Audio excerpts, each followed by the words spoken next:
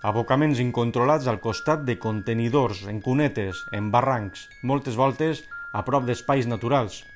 Cremes incontrolades que a voltes originen terribles incendis. Emissió a l'atmosfera de gran quantitat de gasos d'efecte d'hivernacle.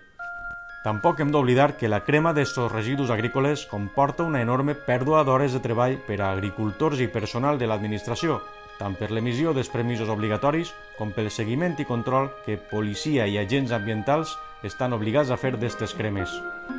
Però tal volta el major problema que originen aquestes pràctiques siga la reducció sistemàtica de la fertilitat dels terrenys agrícoles. La pèrdua de nutrients i la salinització dels sòls de terra que les cremes suposen són, a més, el punt de partida de processos de desertificació que en zones com el sud-est peninsular constitueixen una greu amenaça. Per això, resulta necessari un canvi en la gestió d'estos residus agrícoles amb alternatives viables i senzilles com les que descrivim en un altre dels nostres vídeos.